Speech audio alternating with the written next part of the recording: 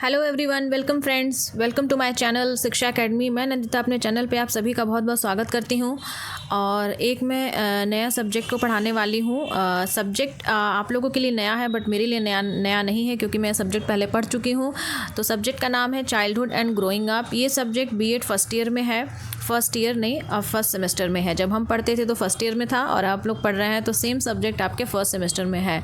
तो अभी मैं क्या करने वाली हूँ कि एक सीरीज़ में वीडियोस को बनाऊँगी और मैं पूरी कोशिश मेरी रहेगी कि जो भी आपके चाइल्डहुड ग्रोइंग अप का जो आपका सिलेबस है फर्स्ट सेमेस्टर का, उसके हर यूनिट को कवर करने की। और अगर टाइम नहीं मिल पाता या कोई भी पार्ट अगर छूट जाता है तो मेरी रिक्वेस्ट है कि आप उसको किसी और बुक से या गूगल से पढ़ें। अदरवाइज़ मैं कोशिश करूँगी कि पूरी यूनिट को आपको कवर करूँ, और जिससे कि जब भी आपका एग्ज़ाम होने की संभावना है, जब भी आपका एग्ज़ाम होता है, आई थिंक 2 महीने के बाद, इलेक्शन के बाद होगा, तो आपको ये मेरे वीडियो से आपको बहुत ज़्यादा हेल्प मिलेगी। और एक और इम्पॉर्टेंट चीज़ मैं आप लोगों को बताना चाहती हूँ कि मैंने क्यों चूज़ किया यही सब्जेक्ट पढ़ाने का। इसका पीछे एक बहुत बड़ा रीज़न है। रीज़न ये है कि ये सब्जेक्ट सबसे ज़्यादा इम्पॉर्टेंट है, और जो भी आपके सिलेबस में चीज़ें दी हुई हैं उसमें मैं साथ के साथ में चीज़ें ये भी बताती जाऊँगी कि कौन कौन से पॉइंट आपको सीटेट में हेल्प करेंगे। ठीक है। और आपका जो चाइल्डहुड एंड ग्रोइंग अप जो आपका सब्जेक्ट है वो आपके बाल विकास और शिक्षा शास्त्र को समझने में किस तरह से हेल्प करता है, इसलिए मैंने चूज़ किया कि मैं यही सब्जेक्ट पढ़ाऊँगी। तो चलिए हम इस वीडियो को स्टार्ट करते हैं बिना कुछ देर किए। जैसा कि आप सिलेबस में देख सकते हैं कि उसमें आपका लिखा हुआ है कि आपके एजुकेशनल साइकोलॉजी का नेचर क्या है, मीनिंग क्या है, डिफिनीशन क्या है और मेथड्स क्या है। तो एजुकेशनल साइकोलॉजी को समझने से पहले ये इंपॉर्टेंट है कि साइकोलॉजी क्या है आखिर। तो ये मेरा वीडियो एक साइकोलॉजी को रिलेटेड है, मेरा छोटा सा वीडियो होगा जिसमें हम साइकोलॉजी की बात करेंगे। कुछ इंपॉर्टेंट चीज़ें हैं जो इस बुक में दी गई हैं, और हम इस बुक के बारे में थोड़ी चर्चा कर लेते हैं। ये बुक एस के मंगल जी की है। बुक का नाम है एसेंशियल्स ऑफ साइकोलॉजी। और मेरी रिक्वेस्ट है कि इस बुक को आप अगर परचेज़ कर सकते हैं तो इसे ज़रूर परचेज़ करें, क्योंकि ये बुक आपको सीटेट में भी काफ़ी हेल्प करेगी और इस सब्जेक्ट को कवर करने में तो हेल्प करेगी ही। तो मैं कुछ नोट्स खुद के बना रही हूँ, जैसे लर्निंग का मैं नोट्स बना रही हूँ, बट टाइम नहीं होने की वजह से मैं डायरेक्ट इस बुक से चीज़ों को आपको कवर करूँगी। तो चलिए बिना कुछ देर के स्टार्ट करते हैं। और एक रिक्वेस्ट है, अगर आप साइकोलॉजी क्या है और इसकी मीनिंग क्या है और जो बेसिक ओवरव्यू है उसको आप समझना चाहते हैं तो प्लीज़ इस वीडियो को ज़रूर लास्ट तक ज़रूर देखिएगा।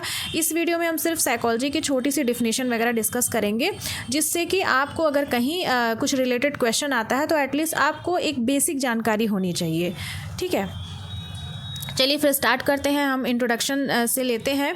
इंट्रोडक्शन में काफ़ी सारी चीज़ें ऐसी है। देखिए, मैं इंपॉर्टेंट पॉइंट को कवर करूँगी, क्योंकि अगर मैं पूरी बुक रीड करने लगूँगी तो वीडियो काफ़ी लंबा होगा और आपका भी टाइम बहुत ज़्यादा वेस्ट होगा। तो चलिए लेट्स गेट स्टार्टेड। तो इसमें क्या है कि आपको साइकोलॉजी क्या है। साइकोलॉजी देखिए आपके माइंड से रिलेटेड है। ठीक है, और आजकल ये सब्जेक्ट बहुत ज़्यादा पॉपुलर हो गया है। अगर देखा जाए पहले के टाइम पे देखा जाए तो पहले के टाइम पे भी साइकोलॉजी इंपॉर्टेंट थी, आज के टाइम पे भी साइकोलॉजी उतनी ही इंपॉर्टेंट है। क्योंकि एक साइकोलॉजी है जो बच्चा है, जिसको आप पढ़ाने वाले हैं, आप एक टीचर बनने जा रहे हैं, आप हर एज के बच्चों को पढ़ाएंगे, तो वो बच्चे की मन स्थिति किस स्टेज में क्या है ये आपको समझने में हेल्प करती है। जैसे इन्फेंसी स्टेज में है बच्चा, चाइल्डहुड स्टेज में है, एडोलेसेंस स्टेज में है, तो इस स्टेज में आपको बच्चे की मनस्थिति समझने में साइकोलॉजी आपकी काफ़ी हेल्प करती है। जैसा कि यहाँ पे देख सकते हैं, आपके जो फर्स्ट पैराग्राफ में लिखा हुआ है कि in comparison to other subject a large number of students are opting for it at the senior secondary and degree level. आजकल साइकोलॉजी सब्जेक्ट भी आपके 11 से स्टार्ट हो जाता है, उसमें काफ़ी सारे बच्चे सब्जेक्ट को लेते हैं, फिर उसके बाद आपके ग्रेजुएशन लेवल तक। इनफैक्ट IAS और अदर एग्जामिनेशंस में भी जिसमें आपका सब्जेक्ट आता है, जैसे आपको ऑप्शनल सब्जेक्ट लेना होता है, उसमें भी साइकोलॉजी काफ़ी अच्छा रोल प्ले करता है। ठीक है, और इसके बाद यहाँ पे लिखा हुआ है the reason for its popularity lies with its body of knowledge which is quite interesting and its wide use and application in almost all the walks and spheres of life. Psychology का देखिए काफ़ी wide use है, काफ़ी applications है, and I will show you how it is wide use and applicable in every field of life in later videos. बाकी videos में मैं आपको बताऊँगी कि इसका स्कोप क्या है, बाकी सारी चीज़ें किस तरह से आपको हेल्प करती हैं। तो बेसिकली आपको साइकोलॉजी का स्कोप नहीं पढ़ना है। साइकोलॉजी का स्कोप तो बहुत वाइड है, हर फील्ड में है, मेडिसिन में है, एजुकेशन में है, हर फील्ड में है इसका स्कोप। तो यहाँ पे हम बस छोटा सा ओवरव्यू लेंगे इस वीडियो में, और उसके बाद हम एजुकेशनल साइकोलॉजी का नेक्स्ट वीडियो बनाएंगे। अब आप देख सकते हैं however there was a time when there was no such subject a psychology एक टाइम ऐसा था कि जहाँ पे साइकोलॉजी जैसा कोई सब्जेक्ट नहीं था, ठीक है। क्यों नहीं था? क्योंकि साइकोलॉजी को क्या करते थे, एक फ़िलासफ़ी के अंदर ही ब्रांच मानते थे, मतलब साइकोलॉजी ये कह सकते हैं कि फ़िलासफ़ी के अंदर एक ब्रांच अलग से था। The study of mind was covered under a separate branch of philosophy called mental philosophy. तो साइकोलॉजी क्या है? साइकोलॉजी एक स्टडी ऑफ माइंड है, जिसमें हम माइंड की स्टडी करते हैं। ये क्या था? पहले एक फ़िलासफ़ी का अलग ब्रांच था जिसको कहते हैं मेंटल फिलासफी, उसके अंतर्गत आता था। Hence psychology is a legitimate child of philosophy. तो इसलिए कह सकते हैं कि साइकोलॉजी क्या है? It is a legitimate child of philosophy. अब इसमें यहाँ लिखा है the break away of psychology from philosophy is said to be due to the fact that it give a share speculation in favour of scientific procedure. अब इसमें क्या है कि फिलासफी का साइकोलॉजी से ब्रेक कब हुआ? ये हुआ कि साइकोलॉजी को माना गया कि साइकोलॉजी एक साइंटिफिक चीज़ है, ठीक है। साइंस की तरफ इसका जुड़ाव काफ़ी होने लगा, तो इसलिए ये माना गया कि अभी इसको हम फिलासफी से अलग कर देते हैं, इसकी एक अलग से ब्रांच बनाते हैं। This drift of psychology from philosophy to science took a long course one way or other. Such a movement has been responsible for the change in the meaning and definition of psychology from time to time, as can be observed from the following discussion. तो अभी आगे हम एक graph जैसा है उसमें हम देखेंगे कि किस तरह से साइकोलॉजी की चीज़ें बदली हैं। शुरू में साइकोलॉजी को कुछ बोला जाता था, बाद में कुछ बोला जाता था, ये हम देखते हैं। जैसा कि देखिए मैंने यहाँ पे ये बुक मैंने नोट्स के फॉर्म में ही मतलब पढ़ा है, बुक से ही अंडरलाइन करके इसको नोट के फॉर्म में बना लिया है। तो that would be very useful for you to understand things. और साथ में आप छोटा नोट्स भी बना सकते हैं, चाहे नहीं भी बना सकते हैं, because I will provide the PDF of the same in the description. तो देखिए यहाँ पे डिफिनेशन ऑफ साइकोलॉजी क्या? इटिमोलॉजिकल derivation of the word psychology indicates that it has its origin from 2 Greek word. अब इटिमोलॉजी क्या? इटिमोलॉजी क्या होता है? किसी भी सब्जेक्ट का उद्भव कैसे हुआ है, वो कैसे उस सब्जेक्ट पिक्चर में आया है, ठीक है।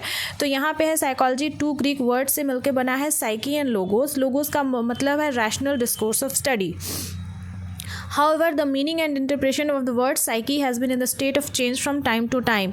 देखिए फिर इसमें क्या है कि जो लोगोस है उसका जो डिफिनीशन है रैशनल डिस्कोर्स ऑफ स्टडी, ये तो इंटैक्ट है, ये चेंज नहीं हुआ है। बट जो साइकी है विद टाइम साइकी का मतलब चेंज होता गया। अब जैसे ऊपर के आप ग्राफ में यहाँ पे देख सकते हैं, यहाँ पे पहले क्या था, इसको स्टडी ऑफ सोल बोलते थे, फिर उसके बाद इसकी एक्सेप्टेंस ख़त्म होती गई, फिर लगा कि नहीं साइकोलॉजी तो स्टडी ऑफ माइंड है, फिर लगा कि नहीं it is a study of consciousness, फिर उसके बाद लगा कि नहीं it is a science of total behaviour. तो जो साइकी वर्ड है उसकी डिफिनीशन विद टाइम चेंज होती गई है। तो उसको हम एक बार देख लेते हैं।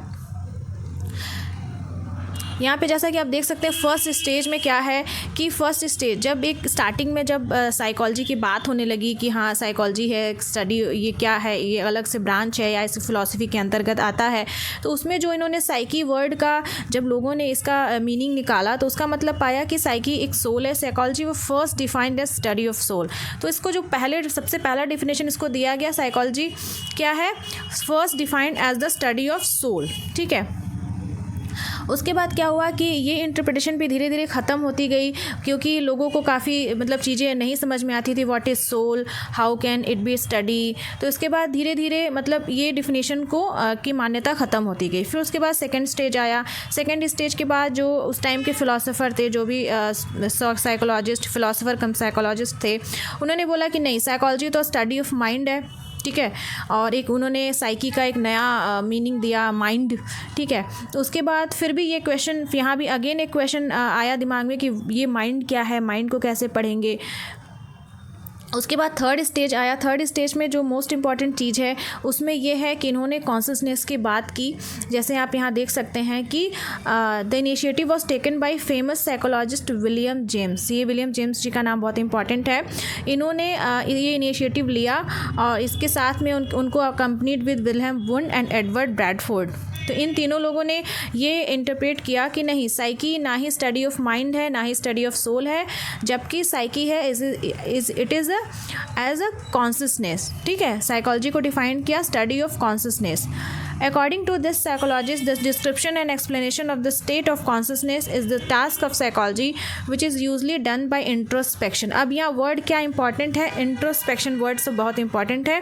देखिए यहाँ पे इंपॉर्टेंट टर्म्स आप लीजिए, बिकॉज एग्जाम टाइम पे तो सेंटेंस फॉर्मेशन तो आप खुद करेंगे, क्योंकि अगर मैं भी यहाँ रीड कर रही हूँ या मैं इसका मीनिंग निकाल रही हूँ तो हम मीनिंग सबसे ज़्यादा इंपॉर्टेंट है, क्योंकि वहाँ पे हम बुकिश लैंग्वेज तो लिखेंगे नहीं, हम वर्ड्स को लेकर we will form different sentence and we will write. तो यहाँ पे इंट्रोस्पेक्शन टर्म्स बहुत इंपॉर्टेंट है, क्योंकि जब भी कॉन्शियसनेस की बात आती है तो वहाँ पे इंट्रोस्पेक्शन टर्म बहुत इंपॉर्टेंट है। इंट्रोस्पेक्शन का मतलब होता है the process of looking with in, मतलब हम अपने अंदर देख रहे हैं, उस प्रोसेस को हम बोलते हैं इंट्रोस्पेक्शन। तो यहाँ पे क्या है कि in the state of consciousness, जब हम कॉन्शियसनेस रहते हैं, जब हम एक्चुअली में जो चीज़ें करते हैं हमें याद रहती हैं, we remain aware of the situation, concise and alive to the task we are doing and the process of thinking and feeling which is growing in my mind. तो क्या होता है कि जब हम इंट्रोस्पेक्ट करते हैं, अपने अंदर की चीज़ों को देखते हैं, तो उस समय भी हम कॉन्शियस होते हैं। कॉन्शियस के टाइम पे हम चीज़ों के लिए अवेयर होते हैं कि जो भी हम चीज़ें कर रहे हैं वो हम क्या कर रहे हैं, क्यों कर रहे हैं, उसमें काफ़ी सारी चीज़ें आपकी आती है। ये वाला पॉइंट काफ़ी ज़्यादा इंपॉर्टेंट है। उसके बाद क्या हुआ कि फिर काफ़ी लोगों ने इसको रिजेक्ट किया इस बेसिस पे, क्योंकि ये एक उनको लगा कि नहीं, ये नैरो विज़न है और इसमें कुछ चीज़ें मिसिंग है, जैसे कि सब conscious and unconscious activity of mind. ठीक है, तो इसको भी उन्होंने मतलब नकार दिया कि नहीं, अभी ये नहीं होगा, अभी हम कुछ और रिसर्च करेंगे, हम कुछ और चीज़ें देखेंगे। उसके बाद जो फोर्थ स्टेज है, जो कि सबसे ज़्यादा इंपॉर्टेंट है, तो यहाँ तक फोर्थ स्टेज तक आते आते ये आप समझ लीजिए कि किया आ गया कि साइकोलॉजी क्या है। ना ही तो ये माइंड की स्टडी है, ना ही तो ये सोल की स्टडी है, ना ही तो ये कॉन्शियसनेस की स्टडी है। तो अभी ये है क्या? तो उसके बाद जब फोर्थ स्टेज आया, जो कि लास्ट स्टेज है, जो कि अभी करंट में चल रहा है, यहाँ पे हम देख रहे हैं कि that study was replaced by science. ठीक है, साइकोलॉजी में जो वर्ड स्टडी है उसको रिप्लेस किया गया साइंस से। और उसके बाद the first psychologist who besides using the word science in the place of study replace consciousness with total behaviour. ठीक है, उन्होंने जो स्टडी ऑफ माइंड जैसे बोल रहे हैं, स्टडी ऑफ साइंस है, स्टडी ऑफ माइंड है, स्टडी ऑफ सोल है, तो स्टडी को रिप्लेस कर दिया साइंस से, और उसके बाद कॉन्शियसनेस को रिप्लेस कर दिया आपका टोटल बिहेवियर से। तो यहाँ पे आप देखिए, जो टोटल बिहेवियर आपका आ रहा है, उसके बाद टोटल बिहेवियर में आपका आएगा consciousness as well as unconscious, दोनों चीज़ें। तो कॉन्शियस बिहेवियर क्या होता है? फॉर एग्जांपल, अगर हम बुक रीड कर रहे हैं, हम कोई और काम कर रहे हैं, हमारा कॉन्शियस बिहेवियर है, ये हम चीज़ें कर रहे हैं, ये हम समझ रहे हैं। अनकॉन्शियस बिहेवियर क्या होता है कि जो हमें नहीं पता होती है और वो माइंड में बैकग्राउंड में चलती रहती है। ठीक है, जैसे आप सो रहे हैं, कुछ ड्रीम्स वगैरह देख रहे हैं, उसमें आपका जो बिहेवियर है वो अनकॉन्शियस है, उस पर आपका कंट्रोल नहीं है, इस तरह की चीज़ें। तो यहाँ पे विलियम मैकडूगल जी की बुक है जो फिजियोलॉजिकल साइकोलॉजी, बुक का नाम आप अलग से, मैंने बोला है कि आप अलग से बना लीजिए एक कॉपी पे, अलग से जहाँ भी आप पढ़ रहे हैं, कोई भी बुक, कहीं भी बुक और ऑथर के नाम आ रहे हैं, आप लिखते जाइए। तो उन्होंने यहाँ पे लिखा है अपनी बुक फिजियोलॉजिकल साइकोलॉजी में, लिखा है, जो कि 1905 में उन्होंने पब्लिश की थी। साइकोलॉजी में be best and most comprehensively defined as the positive science of the conduct of living creatures. ठीक है, उसके बाद यहाँ पे लिखा है कि 1908 के टाइम पे उन्होंने फिर से उनके बुक में उन्होंने बिहेवियर टर्म को ऐड किया है। तो उसके बाद आप ये डिफिनेशन याद कर सकते हैं, जो कि मैंने इसको याद किया था। ऑब्वियसली याद करना पड़ता है, क्योंकि इस डिफिनीशन क्या है कि डिफिनीशन किसी ऑथर ने दी है। ठीक है, जो एक रिसर्च बेस्ड है, जो एक साइंटिस्ट है कह सकते हैं। और मीनिंग क्या है? मीनिंग तो हम कुछ भी, जो भी हम अपनी लैंग्वेज में लिखते हैं वो मीनिंग है, बट अगर डिफिनीशन की बात की जाए तो किसी हम ऑथर का कही गई जो बातें हैं वो डिफिनीशन के अंतर्गत आएगी। तो यहाँ पे आप इसको लिख सकते हैं, ये पढ़ने में भी आसान है और समझने में भी आसान है। Psychology is a science which aims to give us better understanding and control of the behavior of the organism as a whole। तो यहाँ पे इस लाइन में ही लिखा गया है कि साइकोलॉजी क्या है? साइकोलॉजी एक साइंस है जो क्या करती है कि हमें किसी भी ऑर्गेनिज्म के जो टोटल बिहेवियर है उसको समझने में, उसको कंट्रोल करने में एज अ होल उसको हेल्प करती है। ठीक है, उसके बाद यहाँ पे अमेरिकन प्रोफेसर पिल्सबरी की बुक है एसेंशियल्स ऑफ साइकोलॉजी, 1911 में इन्होंने पब्लिश की थी।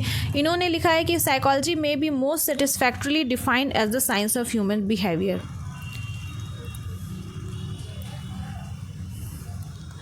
फिर नेक्स्ट पे चलते हैं। यहाँ पे इन्होंने J.B. वॉटसन है 1913 में, इन्होंने ये फादर ऑफ बिहेवियरिज्म है, ये काफ़ी इंपॉर्टेंट है। जो भी मैंने हाईलाइट किया हुआ है आप उसको नोट जरूर करिएगा, ये काफ़ी इंपॉर्टेंट है।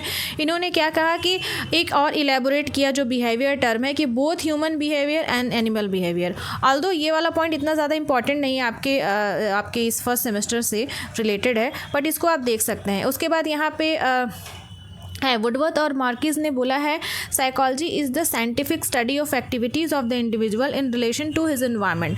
तो क्या है कि आप इसमें क्या है कि दो तीन ऑथर्स ने बोला है, जो भी उन्होंने एक स्टेटमेंट दिया है जिसको हम डिफिनीशन के अंतर्गत लिख सकते हैं, उसको आप ज़रूर, क्योंकि एक अगर आप लर्न करते हैं तो आप में भी पॉसिबल है कि आप उसको भूल जाएं। अब यहाँ पे एक और स्टेटमेंट है वुडवर्थ जी का दिया गया, ये काफ़ी फेमस स्टेटमेंट है और डायरेक्ट इससे क्वेश्चंस आए हुए हैं। कभी बोला गया है कि ये स्टेटमेंट किसने दिया, ठीक है, आपके यूपी टेट में पूछा जा सकता है। तो ये वुडवर्थ जी का स्टेटमेंट है, ये काफ़ी इंपॉर्टेंट, इसको ज़रूर आप लोग नोट डाउन कर लें। और इसको क्या है कि आप कभी भी इंट्रोडक्शन जैसे साइकोलॉजी से रिलेटेड आता है तो आप उसमें इंट्रोडक्शन में आप लिख सकते हैं, ठीक है। Woodworth rights, first psychology lost its soul, then its mind, then it lost its consciousness, it still has behavior of sort। अब देखिए, अगर आपने जो मैंने पहले चीज़ें बताई हैं कि पहले क्या था, ये स्टडी ऑफ सोल था, फिर उसके बाद स्टडी ऑफ माइंड हो गया, उसके बाद स्टडी ऑफ कॉन्शियसनेस, तो यहाँ पे सब कुछ दिया है। पहले स्टडी ऑफ सोल था, फिर स्टडी ऑफ माइंड है, फिर स्टडी ऑफ कॉन्शियसनेस है, उसके बाद आपका साइंस ऑफ टोटल बिहेवियर आ गया, ठीक है। तो रिलेट करके पढ़ेंगे चीज़ों को तो आपको ज़्यादा देर तक याद भी रहेंगी और आप किसी भी ऑथर के जो स्टेटमेंट है वो आप याद कर सकते हैं। अगर आपने ये मेरा जो पूरा डायग्राम जो भी पहले बनाया है, study of soul, study of mind, study of consciousness, study of science of total behaviour, तो इस तरह की चीज़ें आपको याद करने में बहुत ही ईजी रहेगा। अभी इसमें काफ़ी कुछ दिया है, I will provide the PDF। अगर आप बहुत डिटेल में पढ़ना चाहते हैं तो you can read it, otherwise ये एक ओवरव्यू है, इतना ही ज़्यादा इंपॉर्टेंट है आपके लिए। तो आप उसके बाद हम समरी पे चलते हैं। जो भी इसमें इंपॉर्टेंट चीज़ें हैं मैंने आप लोगों को डिस्कस करके बताया है। देखिए यहाँ पे समरी को एक बार रीड कर लेते हैं, काफ़ी अच्छे से लिया हुआ है, आप इसका यूज़ कहीं भी कर सकते हैं।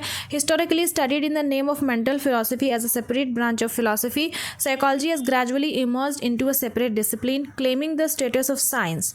जैसा कि देखा कि पहले क्या था कि फिलोसफी के अंतर्गत ही एक मेंटल फिलोसफी ब्रांच होता था, उसमें हम साइकोलॉजी को रीड करते थे, बट बाद में इसको अलग ब्रांच किया गया क्योंकि ये देखा गया कि इट इज़ अ साइंस, इसका स्टेटस क्या है, साइंस का स्टेटस है। In doing so it's meaning has change from time to time as the study of soul, study of mind, study of consciousness and finally the study of behavior। तो पहले क्या था कि हम पहले एक इरा था, एक टाइम था जब हम साइकोलॉजी को स्टडी ऑफ सोल मानते थे, फिर माइंड मानने लगे, फिर कॉन्शियस मानने लगे, फिर फाइनली हमने डिसाइड किया कि नहीं, it is a study, it is a science of total behaviour including consciousness and subconsciousness and unconsciousness, जो भी चीज़ें हैं सबको इसमें शामिल किया गया। Today it is well defined as the science of behaviour by equating the term behaviour with all the life activity and experience of the living. इसमें आपका सब कुछ आ जाता है, जो भी एक लिविंग ऑर्गेनिज्म की जितनी भी लाइफ की एक्टिविटीज़ है, जो भी हम करते हैं, जो खाते पीते सोते देखते चीज़ों को एक्सप्लोर करते, सब कुछ इसमें सारी चीज़ें आ जाएंगी। On account of it's scientific nature and characteristic like its brief in cause and effect relationship, use of scientific method in investigation and study of behavior, it has been given the status of science। अब यहाँ पे देखिए कि ये भी दिया गया है कि इसे साइंस का स्टेटस क्यों मिला, ठीक है। However it has not been yet developed on account of its limitation to study the behaviour as exactly as possible in other natural and applied sciences, thereby it is designed as a developing science not as a developed science. तो इसको भी आप use कर सकते हैं कि नहीं, इसमें अभी भी रिसर्चेस हो रहे हैं, इसलिए हम इसको डेवलप्ड साइंस नहीं बोलते हैं, डेवलपिंग साइंस बोलते हैं। क्योंकि देखिए रिसर्च में चीज़ें हमेशा आगे चेंज होती रहती हैं विद टाइम, और अलग अलग साइकोलॉजिस्ट आ रहे हैं, साइंटिस्ट आ रहे हैं, वो अलग तरह से रिसर्च कर रहे हैं। तो हम ये कह सकते हैं it is a science, but अगर स्पेसिफिकली बोला जाए it is a developing science, right.